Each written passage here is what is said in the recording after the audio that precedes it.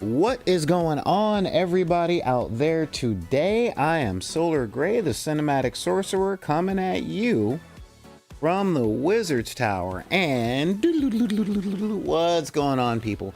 Yeah, I'm wearing a coat because it's raining and it's cold, and I am in the city of Los Angeles. And if you've ever been to LA, you know that stupidity in California is freeze dried, at least this part of California. You guys up north, y'all know that that wet stuff falling from the sky, that's nothing to freak out about. But hey, it's a thing, and it's cold. But guess what? I'm here. We are all in. We are doing that jazz. And welcome to the dark side of the room. This is the show where we talk about, life, universe, gaming, all that other stuff. And you know, it's actually funny because for some reason people don't quite understand that when I say I'm going live, I'm going live. So now that we got all that taken care of, that's the thing. Hello, Spring Hill Studios. Oh yeah, no, real talk. I got family in Seattle, a whole bunch of family in Seattle, and real talk, like, you know, a lot of people complain, and you know, a lot of people say, like, you know, oh my God, it's so cold, it's all this, and Southern California is not like a real place and all that stuff. And I'm like, no. Like, real talk, you guys can look this up online. Christmas was about a week and a half ago, and it was 80 degrees on Christmas. And it has been, it's been about 30, or not 30, it's more like 40 and 50, and raining ever since. It was like 2022 said, hey, have a little more sunshine before I'm out of here. Goodbye. And I'm like, wow, okay. All right, yeah, I get that. But you know what? Seattle is special. It's a city that I love very, very much. Not just because of the amazing food that's there. And yeah, the food in Seattle rocks. It just plain old rocks. And not because of its distance to Bellevue, or distance from Bellevue, Washington, which, if you are in the circles that I run in, that is where you know things like D&D are. Well, it's essentially the mecca for game companies, you know, and I'm a really big fan of all that. But y'all don't just have rain, y'all got cold, like cold. Whenever I went to see my grandmother up there, I'm telling you guys, it was like, oh, hey, Grandma, what's going on? I will be back in July. You know, that was like really, that's real talk. That was the real deal of what I was doing out there. So yeah, that is the real talk. That is what we're doing. And yeah, I wanted to talk about, you know, something serious today. Now, I actually did something and said something really cool during the content warning, and I didn't realize that I didn't have my microphone on. So today's episode is going to be about standards, okay? We talk about this stuff a lot, but, like, real talk, it's something that stands to be visited and revisited because, yeah, it's something that I see causing a lot, and I mean a lot, of unhappiness with the folks that are doing hobbies, not just miniature paintings, but I'm talking writing, drawing, any creative endeavor. All right, any creative endeavor, because if this is the first time that you guys are here in this podcast, well, welcome. We talk about gaming, a lot of gaming, tabletop gaming specifically. However, we talk a lot about life because, well, gaming is my life. All right, that's pretty much it. But no matter what you do, there's a lot of times people are like, dude, I don't care what you do. When you come in here, leave that stuff outside or leave that stuff off the table. Sometimes you can't. You know, honestly, you are you wherever you go. You know, that's the whole thing. And a lot of the times, the stuff from the outside world influences our mood, the way that we think, the way that we interact with other people on the table. But guess what? A door once opened can be walked through either way. So a lot of the stuff that we talk about is figuring out ways to navigate those things and to take our joy from the gaming table and put it in the rest of life. But in order to do that, we have to figure out sometimes why our misery is taken from life and put on the gaming table. Y'all know what I'm talking about. So before we get started, I want to say a howdy, what's up, and what's going on to my folks in the chat, both here and on YouTube. Now, I got something for you guys. I am putting in the chat right now the YouTube address where we're live streaming at this very moment. And I'd like you guys to share that with your friends on social media. I'm trying to get 1,000 followers on YouTube so that I have access to the community tab and all of that stuff. So yeah, like real talk. This is a very, very passionate channel, but we are also very small, and I want to keep doing that. For those of you guys that have been here forever, you know, Clever Little Vixen, Alpha Talking, Glenn Couch, is Nickable, Neon Arlecchino, and I can go on and on. And yeah, I make sure to remember who everybody is because I don't like parasocial relationships. I prefer social relationships. Call me crazy. But I've been at this a while and I love doing this. I want to do it full time, but mortgages have got to be paid. Internet bills have got to be paid. And in order to do that, I need a little bit of dosh from a whole lot of people. So we got a Patreon. We've got a donate tab. Matter of fact, I'm putting the donation thing up in the chat right now. We even got merch. What? Yeah, you can buy a t-shirt of our guy, Lil Saul. You know, you guys, yeah, see that guy? Isn't he just precious? Look at all that. And yeah, that's like real talk, you know? So yeah, I wanted to put all that stuff out there. But the other part that I wanted to talk to you guys about, and this is real, okay? I want to say what's going on to my people in chat. I love it when you guys talk to me, and I love it when you guys talk to each other. So what is going on to my people? One fella or one Ella, I think it's Oella, Alpha Talking, Alisadra, Commander Root, Jab Snacks, Glenn Couch. What's going on? Neon Arlecchino. All right, don't make me have to put you onto your bridge today. All right, I mean, don't get me wrong. If you guys are wondering, Neon, bit of a troll, totally harmless, but yeah, I'll be like, get back in your cage, you know. Lurks, hey, good to know that you're there. Glenn Couch, what's going on? Is that Ninatella? Oh my God, yeah, it is Ninatella. What is going on? It's been a while. Sofa King Super, dude, you are super. You are the king of living room furniture. That's what I gotta say. I know what your name really means, but I'm just gonna run with that. And welcome, Spring Heel Studio. What is going on? Welcome. And I'm glad you're here because given your name, that means you're a creative too.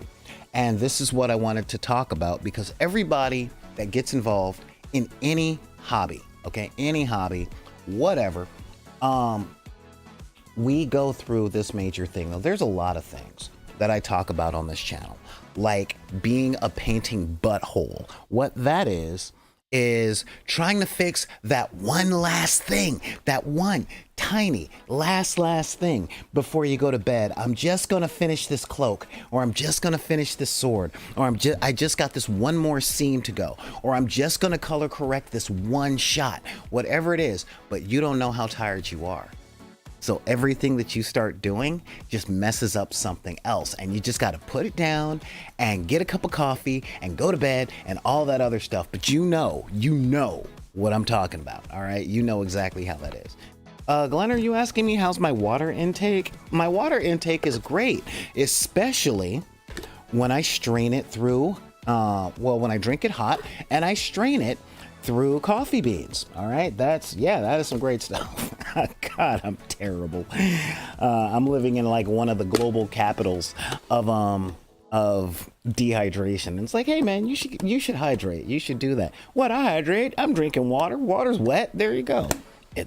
That's not the way it works. All right, but today I want to talk seriously. I seriously want to talk about the line, like that line, that ugly line between toy and art.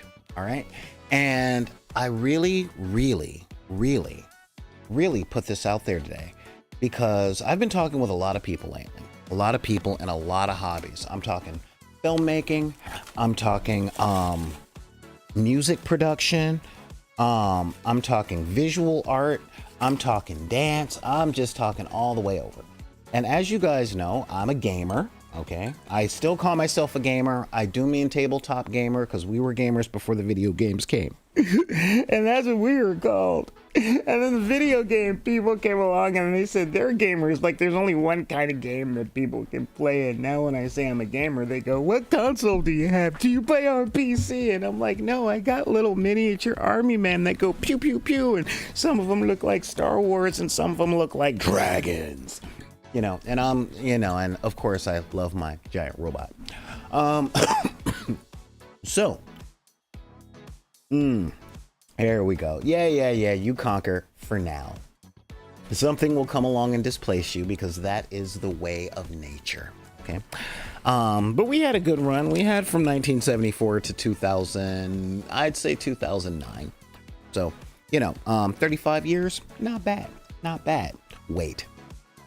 Anyway, so what I wanted to talk about, is crossing that line. Now there is a lot. When I do hobby haul here, okay, that's our paint and hang and where I'm building stuff and our tutorials and stuff like that. I make it very clear that I am familiar with really top of the line techniques. I've had the blessings in my life to work with very talented people, very talented visual artists, very talented special effects artists. And these guys just, oh my God, they're just amazing. They blow most work I've ever seen out of the water, and they do it like, they literally do it like it ain't nothing but a thing. And I'm like sitting up going, wait, you just did this. I hate that you can do this, but I want to learn how to do that, And here's the thing, all right? I've been a performer for a very long time. And when I was a kid, I really wanted to be like Jack Nicholson. I wanted that intensity and the way to say something snarky in a way that people had to listen, And, I loved so many different actors and so many different musicians because I'm a bass player too. And I wanted to play like Cliff Burton or Geddy Lee or James Jamerson or, my surrogate one of my two possible surrogate fathers, Bootsy Collins or Rick James, And no, I already know what the five fingers say to the face. But the thing is, good to know. I compare myself to Dr. Roxo, but I don't do cocaine, so I like dressing in clown leotards and wearing a spiky nose, but y'all ain't here for that, and that's my alone time. Not to be confused for the meetings down by the docks on Tuesday night. But what I see is a very big thing that comes down, and Afatagan nailed it when he was in his comment just a little bit ago with comparative analysis between your creations and someone else's. And like I said, I want it to be like Jack Nicholson, or I want it to be like Robert De Niro or Al Pacino. And I don't mean cool Al Pacino in 74 where, he was that guy that's like, never pick sides against somebody else, against the family again. I'm talking Al Pacino! Hoo-ha! Yeah! That's really the place I want it to be. If you're listening to this in headphones, I'm sorry. But the thing was, and this is what I hear from artists and all that stuff all the time, every instructional video, every conversation, every art show, every convention, every analysis that I go to, I don't care if it's comic books or whatever, resist the temptation. What do you mean, baby? It ain't no temptation. Inside, again, clowning was my first job, but oh wow, people are coming and going, and I like that. But the fact remains is, as an actor, as a performer, I had to learn the skill set and then do the skill set the way that I do the skill set. That's it. That's all. My style came out on its own. And with every person I've talked to in earnest, their style came out in their own. One of my favorite teachers is a gentleman by the name Victor Wooten. Okay. And he compares playing music to speaking. And this is something that goes along in all art. It's very rare that someone crafts every word that's coming out of their mouth all the time. Okay. When we're kids, we talk. Okay. We talk. Like, hey, mama, I want that toy. Wow, that lady stinks. Her peach cobbler looks like throw up. Whatever it is, we talk. Okay. And there are certain ways that we refine the way that we speak. Sometimes we want to put a little more flavor on it. But when we're talking to people and just expressing ourselves, naturally, we just speak. That is just what we do. And everyone has an individualized voice, okay? But what we forget, and this comes down to our hobbies, okay? Our miniature painting, our writing, our portrait painting, our impressions of Bob Ross, and he actually says happy little accidents. No matter what it is that we are creating with our hands or with our minds, it's very easy to fall into the trap to compare what we're doing at that moment to two things. I'm looking for the right words. Two things that are dangerous. And when I say dangerous, I think I have to always ask myself a question when it comes to stuff that I do. Is what I'm thinking or what I'm trying to do, is it a tool or is it a weapon? Okay. I don't know. I only know one or two people that know who Thor is, but his weapon is a hammer. Okay. In the first Thor movie, Odin said it's a hammer. It's a tool that can be used to build or something that can be used to destroy. But at the end of the day, it's a hammer. Okay. And a lot of the things that go on in our imaginations, our beautiful, wonderful, strong brains, can either be used as a tool to build something that we like our art or our lives, or a weapon to tear it down with. How is this done?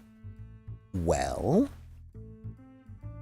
I watch a lot of videos. Okay, a lot of videos. There's so many hobby creators that I adore.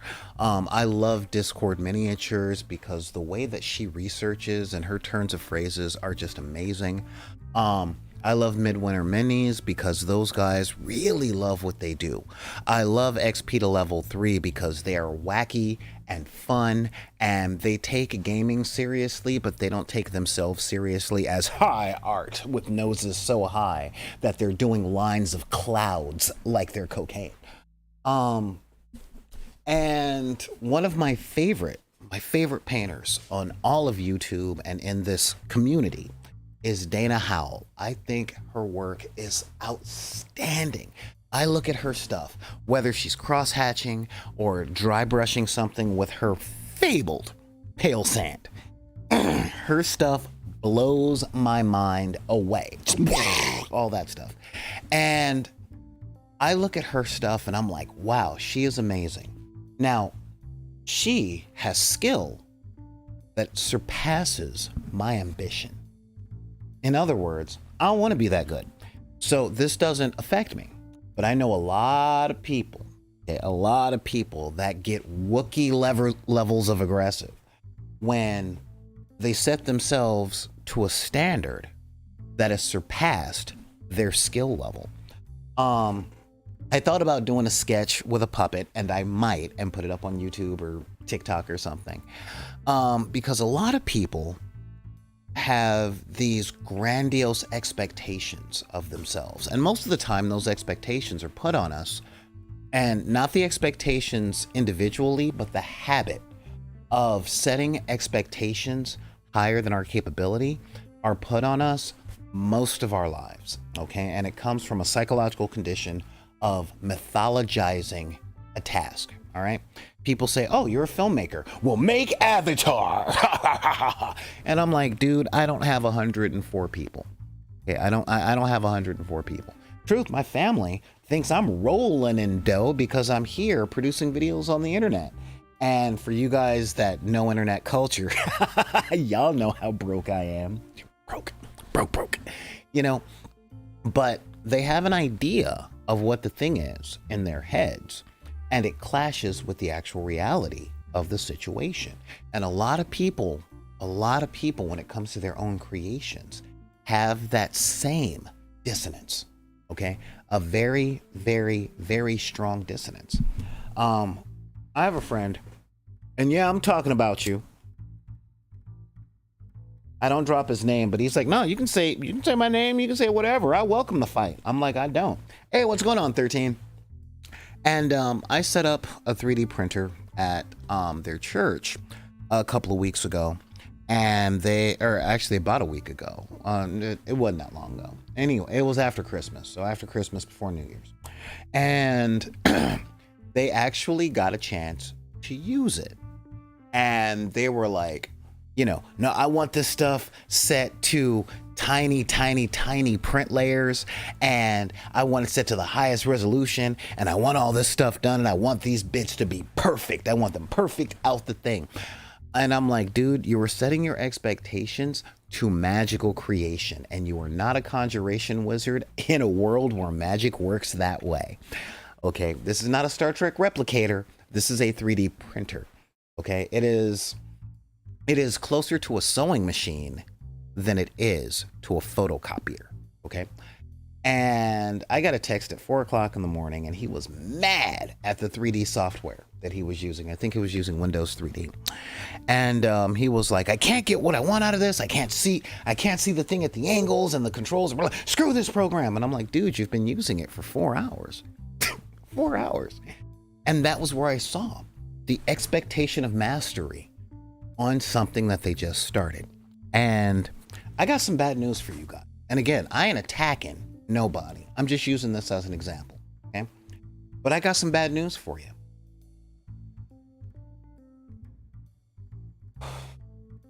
The idea of trying something new for the first time and being amazing with it is a really common story trope. Okay, it's a story trope, i.e., it's in books, in comic books, and movies, and cartoons, and things like that. But it's a story trope not because it happens so often that it falls into fiction, but because it is a storytelling device to expedite time. Okay? That's my very polite way of saying that don't happen. Okay?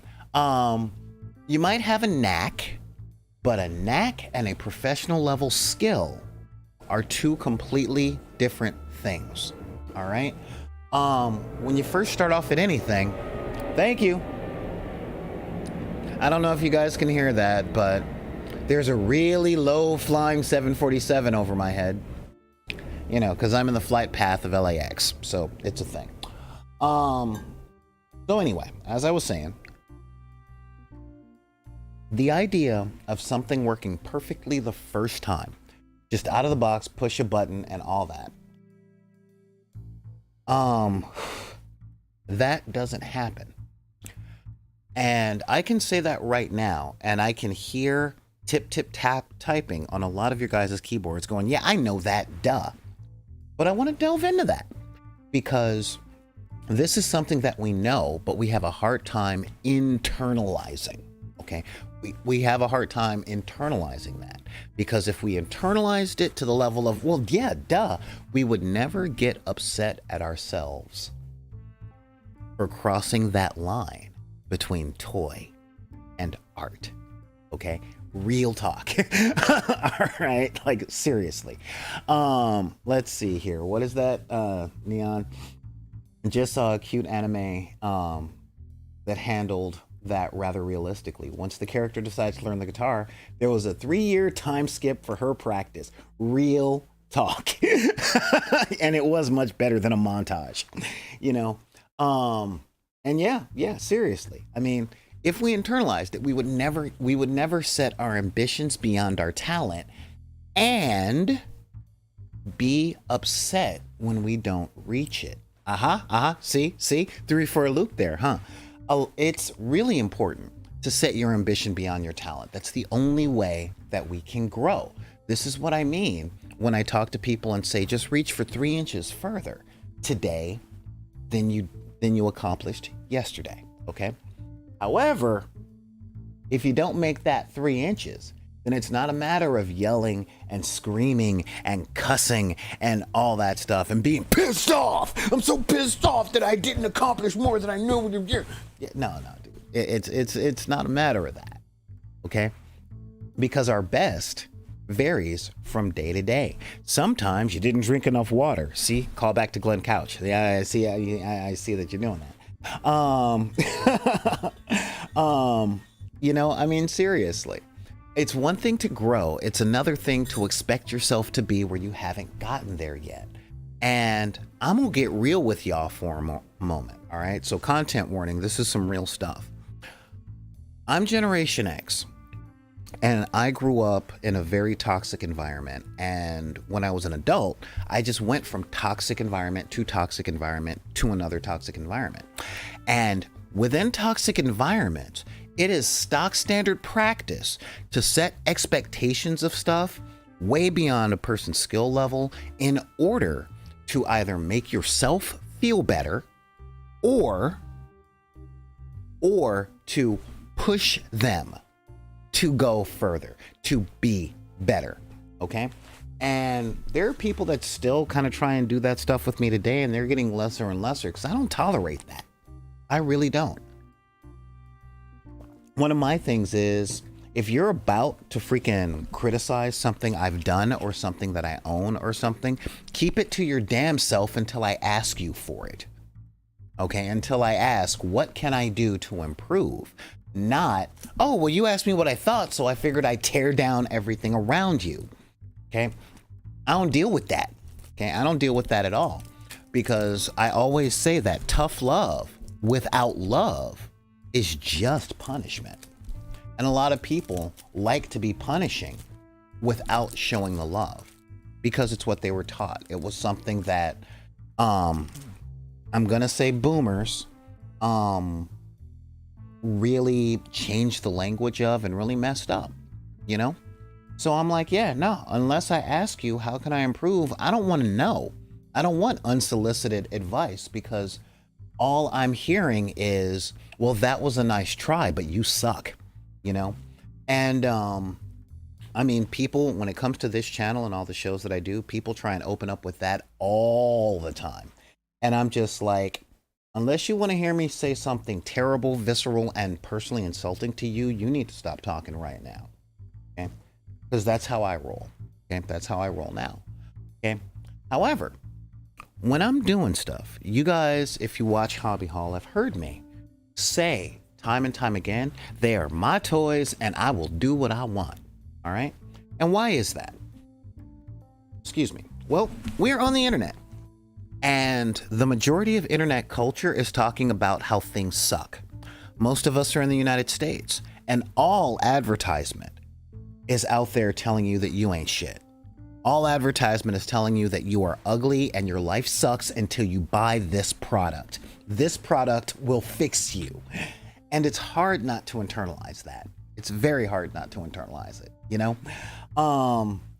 And if you come from a marginalized sector of society, be it neurodivergent, physically disabled, an ethnic minority, fiscally disenfranchised, you're getting it on all angles all the time. It's one of the reasons I don't spend a lot of time on social media, because I get tired of looking at people who are pretending to be happy in very, very, very brightly lit places where everybody looks like they're having a good time. I'm like, well, thanks for inviting me, guys. Seriously.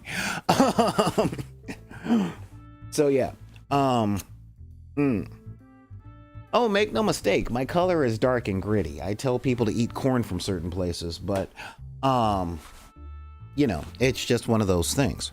But it's when it comes down to it, you know, those are the boundaries that I put up. But I don't tell myself those types of things. Okay.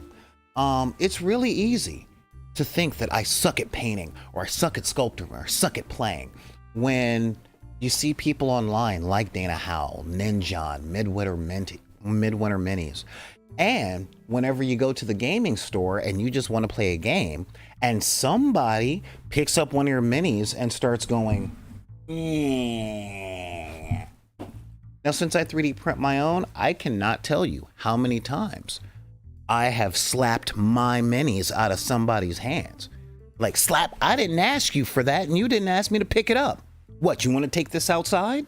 Because I've lived my life, you know. It's one of those things. I don't really get that violent, all right? And you shouldn't either. Oh, okay, yeah, artistic choices for my games. Yeah, I do go bright and colorful. I like vibrancy. Because my life is grim dark. When I was a teenager, I didn't do photography, but I lived in a dark room.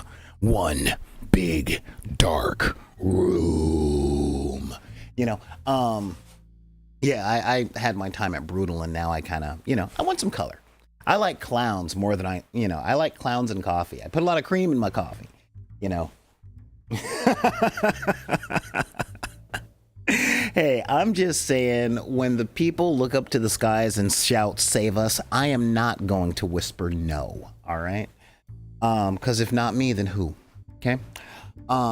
That's how I roll. That's where I'm at. But yeah, for a long time, I was in a dark place. I was in a dark place, and I played dark metal, and I wore dark clothes, and my room was stormy gray. And everything I said is 100% facts. I would pull up pictures, but I burned them. I know I'm silly today. But yeah. And so I I wear black mostly. People think it's my favorite color, but the real truth is it's easier to launder. I don't have to separate clothes. I just put everything in the washer, set it to cold, and call it a day. You know, pragmatism. But my bike is purple. It looks like a larger version of Prince's bike from Purple Rain. But anyhow, gotta blow my nose real quick.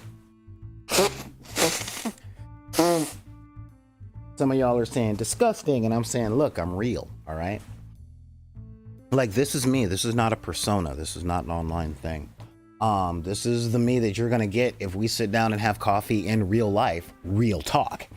Some of y'all know this already.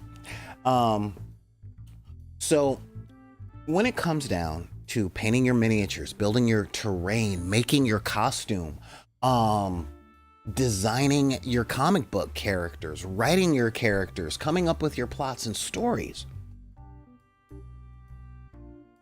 it's always important to understand how good you are now and understand your own motives, okay? When I sit down to write a game campaign, all right, I'll let you guys know I don't write an entire campaign from beginning to end. I write an outline. I write the, you know, at first level, they're going to be going through this. At least I hope they get to this plot point. But knowing them, they are probably going to go blah. So I have to like do all this decision gating in my writing and all that stuff. So I don't have the standard beginning, middle, end, all that stuff. Let's see. Offhand question. Do I think adding battleware to a bright paint job on a mech is a good idea? Yes, I do. Battleware gives it so much character. Because real talk, I don't know if you got a car, but there is a difference between the car that you've been driving for the past 5 years and what it looked like when it was on the lot. All right. Most games that have giant wobots that you can do stuff with, they don't have detailers.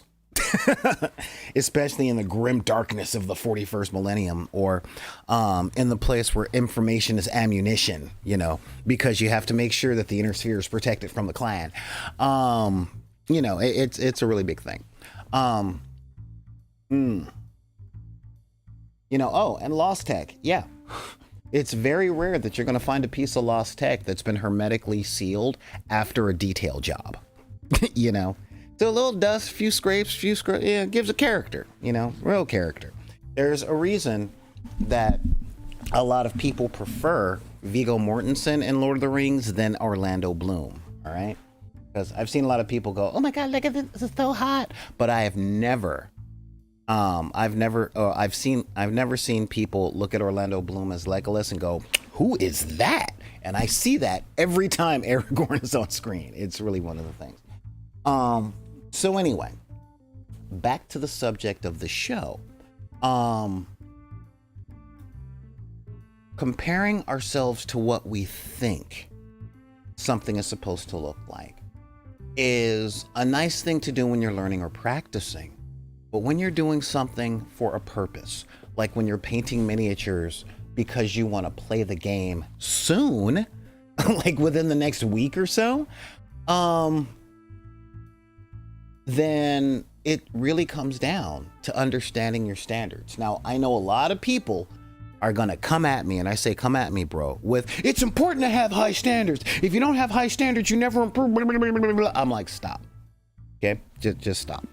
There is a reason that I play one-page rules, or Grimdark Fantasy, or Grimdark Future, and Grimdark Fantasy from one-page rules instead of Warhammer 40K from Games Workshop. And the main reason is the cost. But the other main reason is that I can actually play Grimdark Firefight with other one-page rules players. Like that's a real thing. In all my years of playing War Machine, I spent more time talking about War Machine and preparing for War Machine, i.e. painting miniatures, building terrain, all that other stuff. And I'm not saying that those aren't legitimate parts of the tabletop wargaming hobby, but they're not why I signed up. I signed up to play. So when it comes down to making an appointment and playing a game, once I make the appointment to play the game, I want to bring my minis out. If they're painted, they're painted. If they're not, they're not. If people want them painted or they won't play, I'll paint them, but they're not going to be display pieces. And why? Simple. I'm not a good enough painter to make display pieces. It's that simple. Why am I not a good enough painter to make display pieces? Because I don't want to be. I don't want to spend 10,000, 12,000 hours with a brush in my hand going, no, it's off by 3 hairs. I could, but I don't want to. I like playing games. You know, I like playing with toys more than I like making toys. I'm okay at making toys. I could be better. I could be a hell of a lot worse. Excuse me. And here's the thing that I have to say to you guys, all of you guys. You could be better. It's true. You could be a lot better. But you can be a whole lot worse. And we have the choice to pick which one of those perspectives that we're going to take. Okay? I choose to pick the perspective of, yeah, I could be worse. You know, I could. Because like I said, I know a lot of really talented people that went to school for it, people that have been doing it as their main thing that they spend their time doing for like 20, 30 years. And that may seem like a lot of time, like, oh my God, nah, I haven't even been alive that long, some of you may say. But I'm 45 years old, which means 30 years ago I was 15. All right. So yeah. What was that? We got Glenn Cowett saying, no, I don't want to wait 4 hours to cook a meal. I'm trying to eat today, not tomorrow. Exactly. And real talk, sometimes on special occasions, you do that thing that takes a day or two. Like when you're doing Christmas, like I bake, okay? Baking is one of the things I like doing. And the chocolate silk cheesecake that I make requires resting in the refrigerator for 8 to 10 hours. So if I want to eat it on Friday, I have to cook it on Thursday at the earliest. All right. But I don't make that for myself every week. All right. And when I'm hungry, yeah, I'll make a smash burger. You know why? Because it takes 10 minutes. That's why. You know, and sometimes you're just hungry. You just want to eat. Sometimes you just want to play. But when you sit down and make a smash burger, do you make sure that it's Wagyu beef at the perfect 80-20 ratio and that you get the natural outsource thing, you know, all that? I'm like, dude, stop it. You know, do you need all that stuff? Because if that's what you need to do and you don't have it on hand, you're going to be hungry. Yes, I do know a good recipe for chocolate chip cookie dough cheesecake. Thank you. The key is not to put the eggs in the cookie dough. Okay? You know, that's real talk. Yeah, don't put eggs in your cookie dough because the eggs are the first thing that would go rancid during the cooking process. You feel me? So yeah, it's a real thing. So as I was saying, I'll write it down for you eventually off talking. So yeah, now take your cooking torch. I have a big lighter, right? Yeah, but so real talk, you know, I always try and push the point of understanding your purposes for doing it. Okay, are you painting these minis to play a game? Are you making this character to play a one-shot? Are you writing this thing as a one-shot, or do you want it to turn into a 5-year epic dungeon crawl? Reality? There's nothing wrong with any of those things. There's nothing wrong with making display pieces. There's nothing wrong with writing a 5 or 6 year campaign. Okay? But this is where we get into the social contract, y'all. Real talk. When you do something like get a miniatures game, or put together a D&D campaign and stuff, you're asking other people for their time. Okay? And the polite thing to do is to make sure that your part is ready to be done when you guys make the appointment. So what does that mean? That means if you want to write a 5 to 6 year epic, write it before you call up players. Because yeah, dude, totally. That's what the Discord is there for. You know, like real talk. Over the years, I've had a lot of friends say, dude, you should totally get into this game with me and we'll play. And then I get into the game, I spend the money, I get the minis or I get the books and I go through all the stuff and I'm like, cool, when are we gonna play? And years have passed before any steps were taken forward on it. And I'm just going, dude, that wastes my time and that wastes my money, you know? You know, like real talk, all right?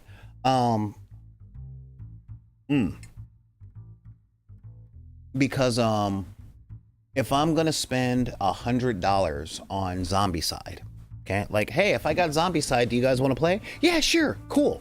I got to come up with that $100, you know. And this is what I do for a living, so this is not easy work to do. So, you know, I've been eyeballing Gloomhaven for years, and I've not put the money into it because I don't have a very dedicated group of people that'll get down and play a board game with me. You get what I'm saying? And why? Because they will spend 3 years painting all the miniatures that come with Gloomhaven, or Zombicide, or name whatever game that comes with a pile of miniatures. Okay. Now, I'm not saying I don't have a pile of shame. Okay, because I do. You know, I really do. We talked a lot about epic encounters from Steamforged Games. I love those things. Oh my God. A $50 one shot that comes with miniatures, a map, and all the stats for everything. Dude, yes. However, I bought that for my archives. Okay, I bought that for when I get a call saying, hey, would you mind running a one-shot game? I'm like, dude, I got one right here. Let's do this. You know, that's there. All right. So yeah, I can take forever painting those minis because I didn't say, if I buy that, will you play? Or do you want to play next Thursday or something like that? But if I did, excuse me, we would literally be painting the miniatures before the game started, or we'd be playing with unpainted miniatures, you know? So it's really a matter of understanding your motives for why you do it. And that was a long way to say, set your goals to where you can meet them, i.e., don't bite off more than you can chew, i.e., know your limits and all that stuff. But that's not a conversation. That's just an axiom or a platitude. All right. So what do we do to get past these things? All right. How do we remember what we're in this for? All right. And I have procedures that I go through to really, really keep me on this track and not drive myself miserable with the projects that I have in mind. Okay. Seriously speaking, last night I started painting some terrain that I was given. A friend of mine bought, I forgot which Kill Team box set it was, but they bought it because I think they wanted the Battle Sisters, and they gave me the Gene Stealers that were in it, the map, and the terrain. And oh cool, you posted them. All right, very cool. And like, he gave me the rest of the box, and I'm like, I am glad you make good money. And oh, that's nice. That's real nice. Let's take a look over there while we're at it. These are from Afatagan. Yeah, those guys are awesome. I really like what you did with them. One of these days we're going to talk about these army carriers, because I like them in concept and I might want to play with them one day. Yeah, I kind of dig that. Well, still, whether or not they're yours, they're good. So good find. Aha. You know, don't shut down. Yeah, don't give away credit. I'm saying good find, good eye. That's some good stuff. Thank you for putting it up there. Now just say you're welcome and let me get back to the show. Hey, Carthulu, and oh, and bad choices. So yeah, and I started painting the terrain, and I didn't do that on the show. Primarily because I paint a lot of the stuff that comes on sprues on the sprues, all right? And then I go over them with acetone on all the connector points where the glue is supposed to go, and I wipe off the paint and all that stuff, because one of the reasons that I built a 3D printer farm is because once I decided that I liked minis, I realized that I like minis and I hate bits.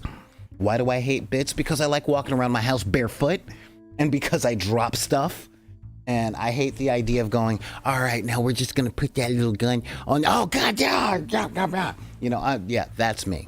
All right. So if I can do all my kit bashing in a 3D program and then print the thing the way that I want it, I am happy. So yeah, I was painting the stuff on the sprues, and real talk. Okay. And this is really, really real talk. Oh yeah, manage your expectations. Thank you. Yeah, when I did all that stuff, I do that stuff so that I can do the painting. Now, I see a lot of people, like one of my favorite YouTube channels, yes, check him out after the stream, is Eric's Hobby Workshop. This guy is amazing, just amazing. He builds some of the best terrain that I've seen that is within my skill level. Like, my top 3 guys are Eric's Hobby Workshop, RP Archive, and Tabletop Witchcraft. And Tabletop Witchcraft gets a great big middle finger from me because his stuff looks way better than I want to become good enough to make. Okay. Yeah, I mean, like his stuff, ooh. And I've done stuff that I've seen on Eric's Hobby Workshop. I've done stuff that I've seen on RP Archive.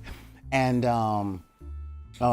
yeah, I don't touch the Tabletop Witchcraft. I'm like, yeah, that is a wizard beyond my ken. So those guys are amazing, and I love those guys.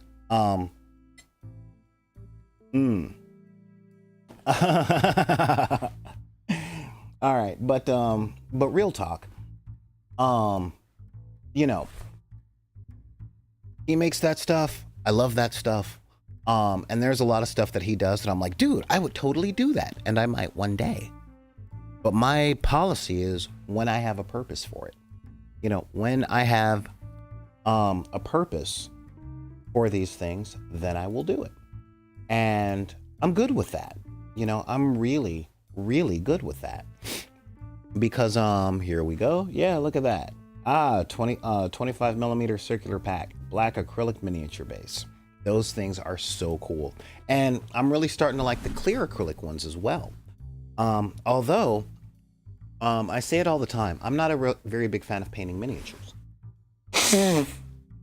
But I do love painting terrain.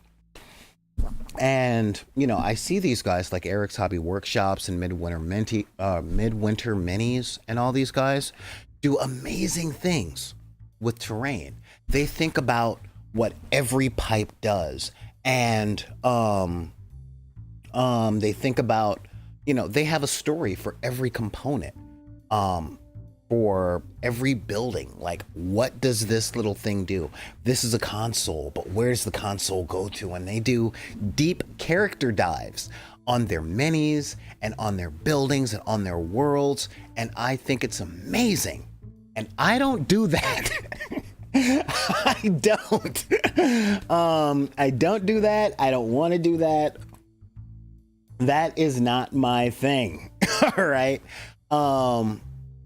And why do I do this? Why do I talk about this? Because I fight the temptation too. When I first started making terrain, my two biggest inspirations were Wylock's Armory and Black Magic Craft. And I love watching those guys. I love that whole thing. But every time, and this is something that I've gone through ever since I was a kid, when I try and make something, excuse me, I know I can't draw a straight line, even with a square. I don't even know why I'm sneezing so much. Yeah, the real talk is I can't draw a straight line. I can't cut a straight line. I always see the little imperfections, even when other people don't. Okay? And when I was younger, I would spend hours trying to get every little piece perfect, every line straight. And I had two things holding me back from accomplishing that. Actually, I had a number of things holding me back, but the two major things that I had a problem with were skill level and tools. Okay. As I said earlier, I'm 45 years old, and I am proud to say that I have 2 airbrushes. Yes, I can do airbrushing in theory. I don't have the skill set, and with the skill set, I mean, I don't know color theory. I don't have the muscle memory. You know, sometimes when I'm using an airbrush, I have the temptation to push down the trigger and just go instead of doing what I see other people do with the I'm like, yeah. I'm used to spraying with a machine gun, not burst fire for accuracy. See, I know I'm talking to people who play video games too, so y'all know what I'm talking about. But a good friend of mine sent me a t-shirt, or sent me a picture of a t-shirt that actually, hey, small streamers community, thank you for showing up, guys. You know, share, I'm giving you guys permission to post some of your guys' stuff, like the address to your Twitch channels, and I'll share them here, and we'll do like what small communities do. Okay, let's do that thing. Let's grow together. You know, I don't know, the next Mr. Beast might be amongst us, but let's hope they're actually nice people. Anyway, what was I saying? Oh, yeah. You know, I've got airbrushes, and yeah, I didn't know about burst fire and stuff like that. You know, I never took any classes. You know, I grew up in the hood, guys, and the first thing that gets cut from budgets are art programs. That's why we're here, right? you know, for our after school programs and things like that, because a lot of places don't have art programs to learn color theory and to practice painting and stuff like that. So real talk, I don't have a lot of those skill levels to recreate the stuff that I watch. And if you guys are mini painters, okay, if you guys are mini painters, I'm gonna say 2 words that is the anathema to all of us. And I want you guys to type a 1 in the chat, just the number 1. If you are frustrated by the next 2 words I'm about to say after I make this disclaimer, are you ready? Box art. Brr. Okay. You know, seriously. You know, real talk. You know, growing up, I only ever got 1 model kit. It was of the General Lee from the Dukes of Hazzard. Yes, I was a big fan. Okay. And when I opened it up, I thought it was a toy. Black and White Now in Color knows what I'm talking about. Thank you. All right. Like I said, if you think the words box art and you feel visceral frustration when it comes to your painting skills, just type a 1 into the chat for me. I want to know if I'm not alone in this. Okay. You know, when I looked at my Dukes of Hazzard General Lee model kit back in 1982, and it came in all these pieces, I'm like, what the crap is this? You know, and I tried putting it together and I was so mad because I could never get it to look like the box art. And to this day, I look at the box art on stuff like Space Marines or tanks from, oh God, what is the name of that game? The Good Game, not 40K, but it's from another company. Help me out with that one. Or when I see like the box art from Infinity Models or Malifaux or Confrontation, that's an older one. But if you guys look up the stuff and check out the company's box art online, you'll be like, man, that stuff looks amazing. And I always have to remind myself that they pay professional people who spent years honing their craft to make this look as good as possible so people like me will buy it. Okay.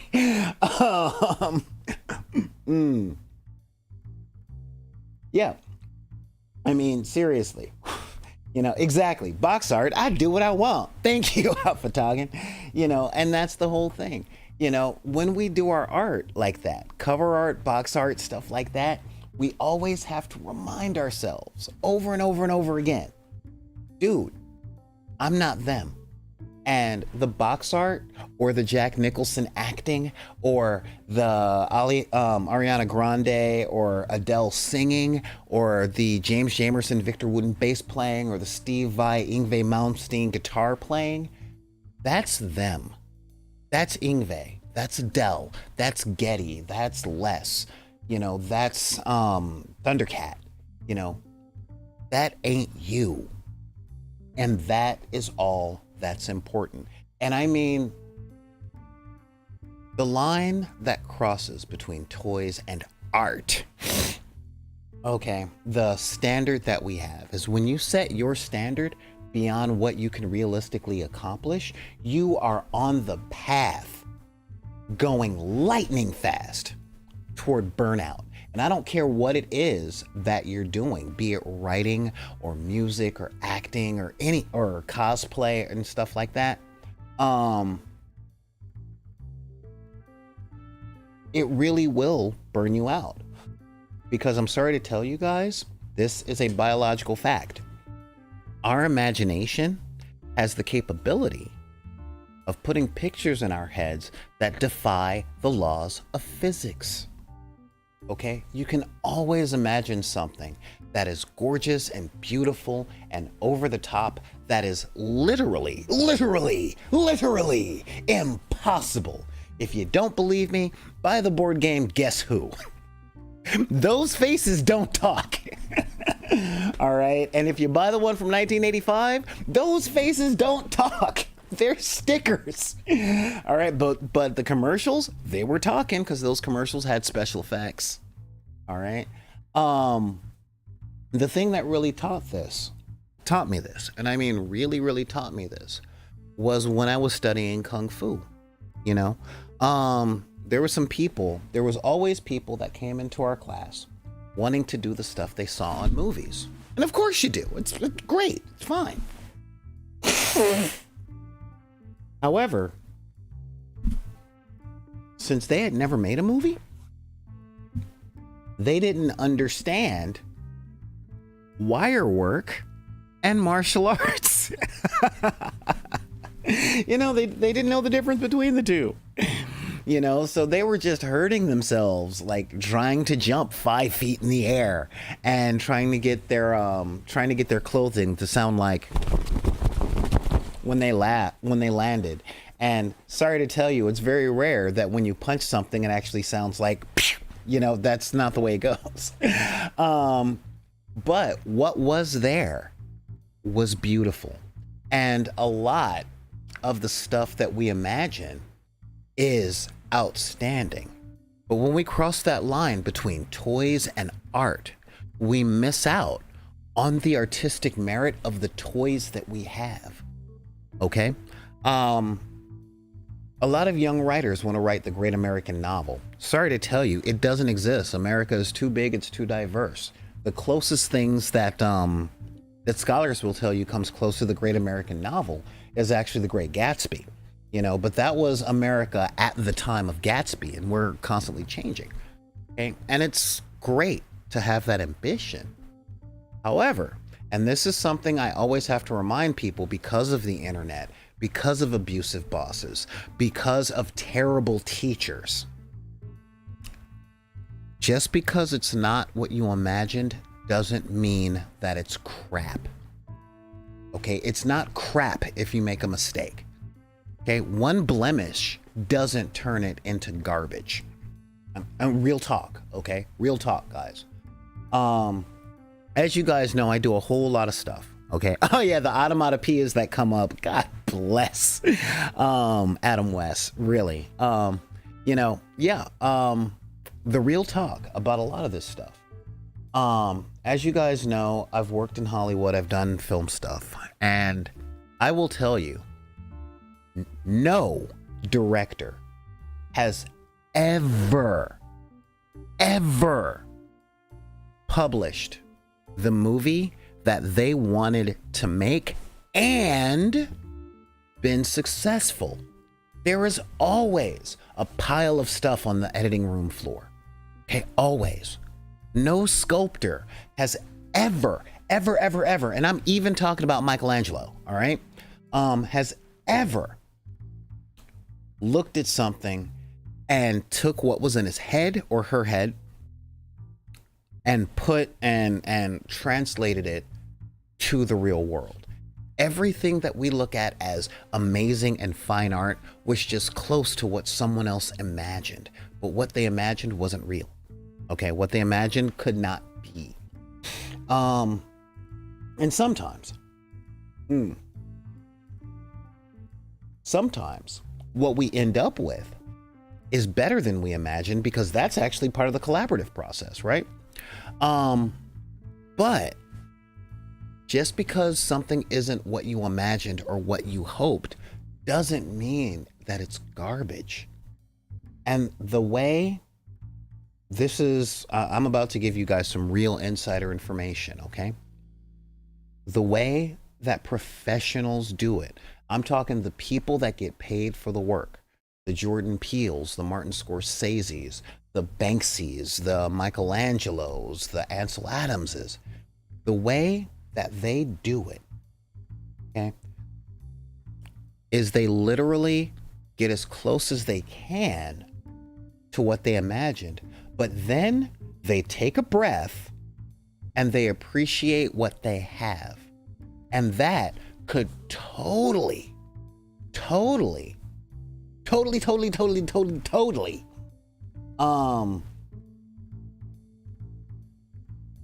lead you to a place where you get something better than you imagined. Okay? But when we lock ourselves on to these mythologized idea, when we try to recreate the box art, when we try to play Geddy Lee note for note, or do the monologue the same way that Kenneth Branagh does, or sing the song the same way Adele does. You know, we lose out on expressing ourselves. We lose our own words. And when it comes to your toys, the things that you're painting, the things that you're playing with, okay? If you're doing your best and you don't think your best is good enough, don't beat yourself up, because the next time you do it, you will have gotten better. Okay? And this is one of the things that I try and encourage every person that I teach to get a hold of. I'm always big on just finish. Like I said, a friend of mine sent me the art from a t-shirt. I'm almost expecting it in the mail. And it said, it was a picture of a Greek guy, and his name was Mediocrities. And his philosophy was, good enough. And he's like, this is you, man. And I'm like, you know, kind of. And yeah, you know, but the fact of the matter is, I was complimented by an old friend of mine, okay, about the minis and the stuff that I make now, because they were with me in my little 2-bedroom apartment in Orange County, California, where I would use comic book backings from the store that I worked at and Elmer's glue to paint grids on them. I would literally squirt the grid out in a line, and I would use yarn and thread, and I would play hero clicks in 3 dimensions, okay? And they remembered doing all that stuff, and they had a blast by doing it, and it was all fun. And they look at the stuff that I do now, and they're like, dude, in the past 20 years, you've become amazing. I'm like, oh, well, thank you. You know, and I thought about it. And I thought about way back to 2003 when I was doing that.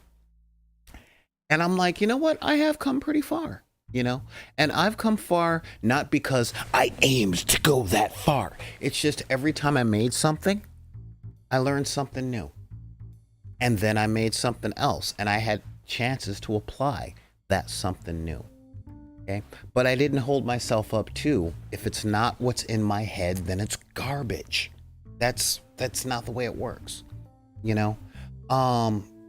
And professionals, the people that write for a living and make movies for a living and do art for a living. I've seen it. I've worked with them. I've learned so much from them. And the main thing that I learned by working for a lot of them is finish the job and we'll do better next time, you know? And if you guys are like me and have come from all these toxic environments that set these standards beyond anywhere a child should ever aim, I'm inviting you to let it go.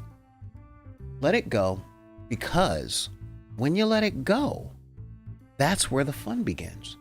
That standard and that stress, its first casualty is enjoyment. And I'm telling you this not just because I read it in a book, but because of my own life experience and the life experiences that I've observed in others. Okay, seriously. I'm from the United States. And I'm from the United States in the late 20th century. And we were messed up. We spent so much time focusing on the result that we forgot about the journey. Okay? And for all you other Gen Xers out there, yeah, you know, we got stuck as Andrew from the Breakfast Club with our teachers and some of our friends in our heads going, you have to win, Andrew, you have to win. Or, you know, idiots take shop and I pulled the elephant's nose and I pulled the trunk and the light wouldn't light and all that stuff. And all of those reactions from one of the best movies in the 80s holds up, because that is how so many people are taught to feel. You have to win. You have to have the right result and all that stuff. But I think it was almost a year ago, I was watching one of my favorite new shows called Ted Lasso. And the angry dude, he's here, he's there, he's everywhere, Roy Kent, took some of his teammates, professional soccer player, took some of his teammates to one of the local parks to just get a pickup game of football or soccer, whatever you call it, wherever you live. And he's like, you started doing this because it was fun. You have to remember that though it is our job, we do it because it's fun, and we have to have fun with it, you know? And fun is the first casualty of stress and high standards, you know? And for those of you guys that are looking for some fault in what I'm saying, because this is the internet and that's what people do, I challenge you to think back to when you first started your job. You know, one of my closest friends started off as a game tester with a job that they've been at for a very long time. And playing video games and looking for faults is fun when you start. But then later on, pressure comes up, bills, bosses that don't like seeing you smile because they think that you're not working, and just stuff after stuff after stuff after stuff just makes all the stuff heavy. Okay? This channel is primarily about hobbies. Music, role-playing games, tabletop miniatures games, making terrain, painting models, whatever. Okay, and all of these things we do because, in theory, they're fun. At worst, they're supposed to feel better than the other stuff that we have to do in our lives. All right? However, when we cross that line from toys to art, we forget that. And let me differentiate again the difference between toys and art. All right? Because I love art. And if you do this stuff because you want to make art, go for it. Do it all day. But the reason that I keep saying toy, the reason, and this is, yes, you're under my spell, the magic, behind the toy, be it the toy of your story, the toy of your game, the toy of your character, is that toys are made to be played with. You're supposed to play, i.e. lighten up, have fun. You know, I lost one of my miniatures gaming groups for a long time because they treat the hobby like a damn job. They spent 8 hours a day after work looking up the errata, checking the meta, looking at statistics from the tournaments, and they didn't play tournaments. Like, they never went to a store to play a tournament, and they were definitely not on the circuit to do the finals in Las Vegas or Atlantic City or New York or anything like that. But they did everything that professionals did, partly because they thought that's how you were supposed to play, and partly because it's just what they did. And I didn't enjoy that. You know, not just because I worked at a game store for 40 hours a week, because I did, but that didn't feel like fun. Now, a lot of people do love researching. And if researching is your hobby, then research away. Let me know some of your findings because I love learning. Okay?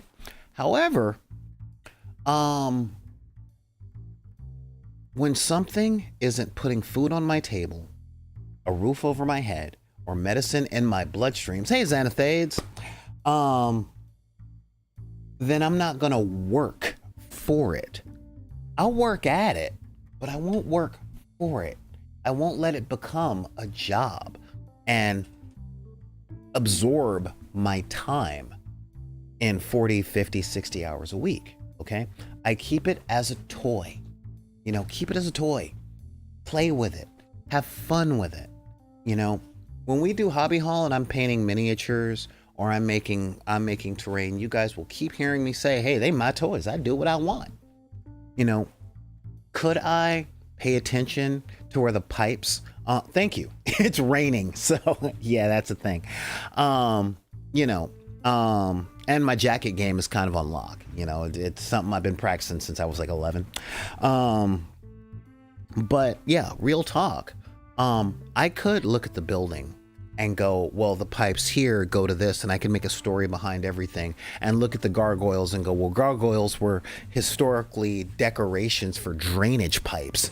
So now that I got the gargoyle on the building, I have to carve in a little drainage ditch in case something goes through there, and I can make it perfectly functional and all that jazz.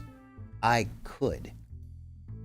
But that's not why I'm making terrain. I'm making terrain so my little army men have somewhere to hide behind.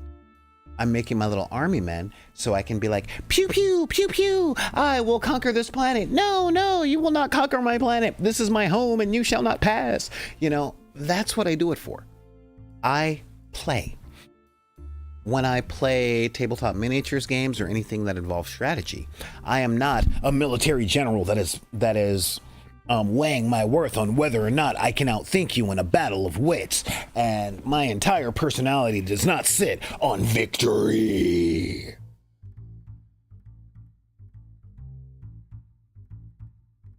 No. I'm like, dude, good game. You outplayed me. Sweet. You know? And if I win the game, cool. If I lose the game, that's cool too. Now, that doesn't mean I don't play to win.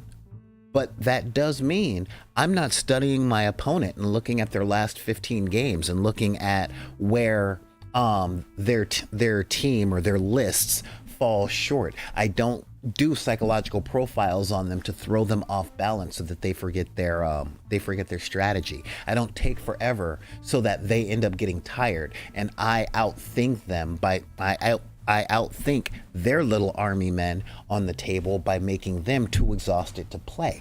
That's not my jam. That's not fun for me.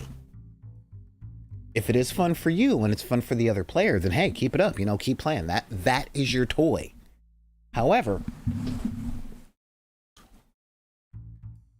when we cross that line from toy to art, especially when we do it accidentally, fun goes right out the window.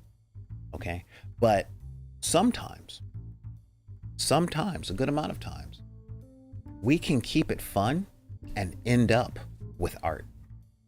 Okay, we really could. Oh, I got somebody over here on yeah, Nerdy Brew. Hey, what's going on? So yeah, real talk.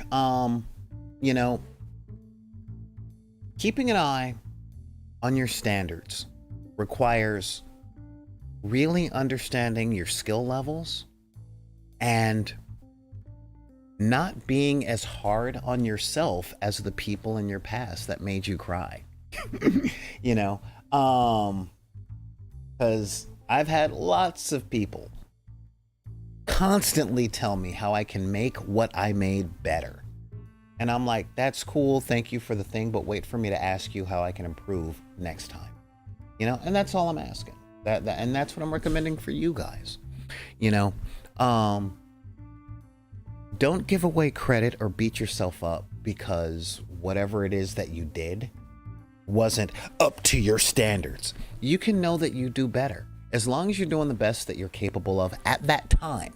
Okay. And I keep pushing that at that time. You can stay in a place of fun. You can keep your toys. And if you're writing a script and you're not having fun with it, you're not going to have a script that's fun, you know? And I'm sorry to tell you guys, but this is Solar the Cinematic Sorcerer Wizard, coming at you with real talk right now. Emotions are sticky and contagious. So whatever it is that you're feeling and whatever it is that you are creating is going to rub off in what you create. Okay? You guys know this. You guys know the difference between the food you eat from someone who loved cooking it and somebody who had to. You guys know the difference between an actor who's playing a role and picking up a check and someone who loves their part. You know, you guys know all of that stuff. And the reason that we keep doing these things day in, day out, even when they're not fun, is because deep down at places you don't like to talk about, at parties, we're still reaching for that joy. And in a lot of our cases, a lot of that joy that comes from watching the cartoons that we grew up with. In my case, it's G.I. Joe and Transformers. With a lot of people, it's SpongeBob. With a lot of other people, it's Ben 10. But whatever it is that you're watching or liking or whatever, okay? We're searching for that feeling. We're doing that whole nostalgia thing of trying to find the joy that we had before our lives get in the way. And the key to doing that is to never forget to play. Okay, to let that thing be your toy. All right. I will exemplify that point thusly. When I was young, everything on TV was a damn commercial. And one of my favorite commercials was He-Man and the Master of the Universe. All right. I was all in on He-Man. I didn't have the toys because we were broke. But I mean, I was so all in on He-Man. I watched all the episodes. I loved She-Ra. And I literally had my mother pay to take me to the movies to see the Dolph Lundgren Masters of the Universe movies 4 to 5 times. All right. I was all in on He-Man, that great big commercial. And about a year ago, I sat down and I started watching the old stuff. And I saw that the writing was terrible. The dialogue was crap. The music is just grating. And it was so much fun because I wasn't looking at He-Man from the perspective of a 44-year-old dude who's worked in entertainment and worked in stuff and became a musician and all that stuff. I looked at it through the eyes of 12-year-old me. I just forgot about all that stuff and I looked at it, you know. When I watch a lot of movies that a lot of people don't like, I don't look at them through my cynical self. You know, I find the fun. You know, I talk to a lot of my friends who just don't get my taste in entertainment. They don't get my taste in stuff. And I'm like, who are you making that stuff for? You? You know, you don't have to be mad at yourself if you're not the best. And this could be part of my own philosophy. This could be part of my own thought process because, I know that the last time I checked, there were over 7 billion people on Earth. And there can only be one best. There can be a top tier. But there can only be one person out of 7 billion that is the absolute best of the best. And I'm like, I don't want to try and fight the billions things. I don't even play the lottery because, you know, the odds are at that. I just don't have that kind of ambition. Okay. I also know that in order to meet that ambition, a person would have to dedicate their entire life to it.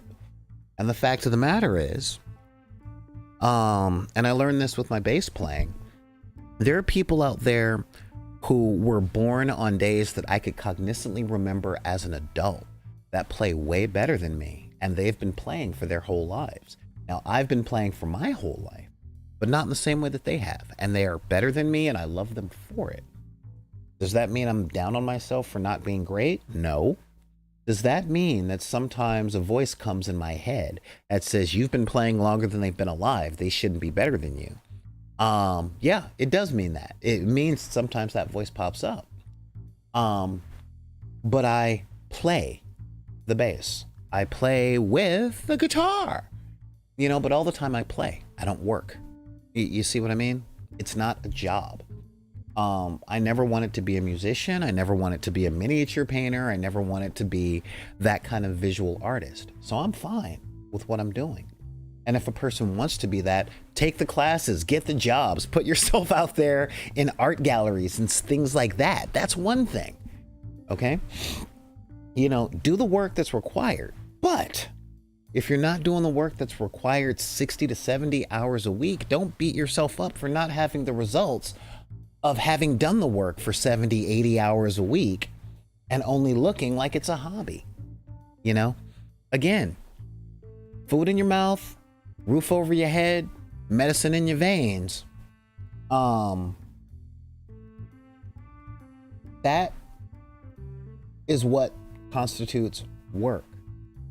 All right, that's the whole thing. Everything else is hobby, and it should be great. You should be having fun with it, because if not, what are you working for? You know, what is it that you're working the jobs that we hate, like welding and moving, or COVID officer, or janitor, or bureaucrat for the school system, or bureaucrat for a county, you know, excuse me. You know, why is it that we're doing that? If not to provide ourselves with the resources of what we need to survive, and for the things that we would actually like to do. You know, okay, yeah, you like welding. I know a lot of welders, and they're like, I do it because it's a job and my kid needs braces, you know? Because we can't live lives of obligations. So when it comes to setting our standards, okay, I'm encouraging everyone watching to set your standard to toy, to keep it fun, and to not let the expectations that you have about where you should be, how good you ought to be, or if you're like me, all the voices in your head that never tell you anything good, but always tells you what you did wrong, how you can improve, how it doesn't match up to what's in their imagination, although they don't understand that you don't have the budget or the manpower to produce that. You know, let all that stuff go and keep doing that stuff for fun. You know, I mean, seriously. Because if not, then what are you doing it for? You know? So that's where I'm going to end today's episode. I've been ranting at you guys for almost 90 minutes. Let's check some of these comments here. I love it. Xanathades is like, yeah, I'm not crazy about my job, but I'm a big fan of food and shelter. Right? You know, I mean, I have a lot of comments I could say on that, but that's for our meeting on Tuesday nights down by the docks. But yeah, food, shelter, making sure that our kids don't end up with like a growth on their spine or something like that. You know, yeah. But when it comes down to the stuff that we like to do, our hobbies and the things that we spend our money on that aren't obligations, it's super important, and I'll keep stressing this, it's super important not to put obligations onto yourself based on what people in the past have told you, or based on the worth you put on yourself for achieving the impossible. It's called impossible for a reason, you know? So real talk, always keep reaching for that 3 inches. But understand that 3 inches past the best that you can do, if it's not accomplished, that doesn't make what you do garbage. There is beauty and fun in everything that we do. Everything that we do. Everything that we set our minds to. Everything that we create. There is a certain beauty in it. And if we learn to really embrace that, embrace what it can end up being for what it is, versus what we intended, then we're in the realm of toys. And everyone likes toys. This is what happens when we play. Okay? We can play with our hobbies, be it writing, acting, music, dance, singing, whatever it is that we do. When we have fun with it and do it with all of our heart, turned to happiness and enjoyment for what it is, we never go wrong, and everything that we make is satisfying. But when we set our goals and our standards to what's beyond our skill level, our resources, and we go, if it's not that one little thing, then everything else that is possible in this universe is garbage, mathematically, you will land on misery all but one time. And I would have that. I wouldn't wish that on any of you guys. Now, on the people that you give these links to that don't watch it, that don't watch the stuff and won't follow and subscribe and all that stuff, I might wish that on them. But for you guys, no, I wouldn't wish that on you. You know, keep having fun. Keep working at stuff if you want to improve, but don't beat yourself up because you haven't so far. All right?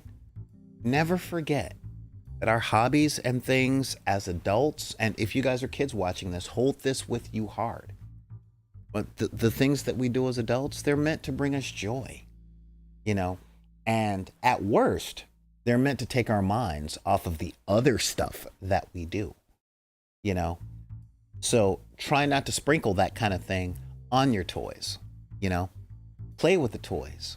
Make your toys. If your toys are story, have fun with it, you know? I'll end today's show on this. Jordan Peele was talking about the fun of writing. When he was writing Get Out, not every scene flowed like water. It really didn't. I saw this on, what was it? I think it was Entertainment Weekly's Directors Forum. You guys can find it on YouTube. And he was saying that every time he came across a part in the script that was difficult, he would put it down and work on another hard part, or on another part of the script that wasn't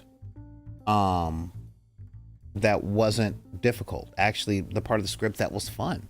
And he's like, yeah, I'm having a hard time writing about this family, but I get to design a secret society. And he literally brightened up when he was talking about designing the secret society that was buying people to swap their brains. You know, that was the part of the writing process that was fun for him. That was his toy. All right. When I'm writing these shows, I could get on and talk about how difficult all that other stuff is, but I talk about the stuff that we like, that we have fun with. And I have fun talking with you guys like this. I have fun spending time with you guys. And if you guys like spending time with me, then head over to our Patreon, join one of the tiers, or send me a donation thing. I was thinking about doing a coffee thing, but I'm already begging through Patreon, Twitch subscriptions, and the donate button through PayPal. And you know, how can I put this? I have some pride. So yeah, if you guys like spending time with me like this and all that stuff, head on over to those places. I just put the donation button up in the chat, because I got to keep the computers on and I got to keep the internet going if I'm going to keep doing this with you guys. Okay. But with that, I want to thank everybody who's been here. Let's see, RJ the Nerdy Brew over on YouTube. I got Xanathades, Black and White, now in color. Afatagan, Oella, O1 Ella, Adwin, Alisadra, Cardthulu. It's great to have you here, man. Commander Root, Discord for streamers. Hey, the Discord streamer community. Thank you guys. Drapsnat, Emmetern, Glenn Couch, Lurks. Oh my, there's so many of you guys here. I'm loving this. Let's see who else is here. I have so many screens in front of me. Glenn Couch, Lurks, Neon Arlecchino, Neon Knight 13, Ninatella, small streamer community, the king of the king of living room furniture, with capes, Springhead Studios and Xanathades. Thank you guys for being here. Thank you guys for spending this time with me. I'm gonna try and be here. Today is Wednesday, so I'm going to try and stream again on Friday. It will probably be another hobby haul because I'm going to try and figure out how to put together that terrain. I haven't decided whether or not I'm going to do it on air or if I'm going to do some Gene Stealer painting and putting together on stream. I haven't decided yet. But either way, I'll figure out some way to have some fun with you guys on Friday, okay? But until then, if anybody tells you that you can't like what you like or enjoy what you enjoy because of the circumstances of your birth, be it race, religion, creed, gender identity, sexual orientation, disability, neurodivergency, or your budget, because a lot of us out there are broke, the donation button is like right there. It's right there. Then you can tell those guys to take any of those cards, any of those cards, and put them back in the deck, all right? They're your toys. You do what you want. Until then, I am Solar Gray, the Cinematic Sorcerer, saying thank you guys for joining me, and we will see you next time on the dark side of the room.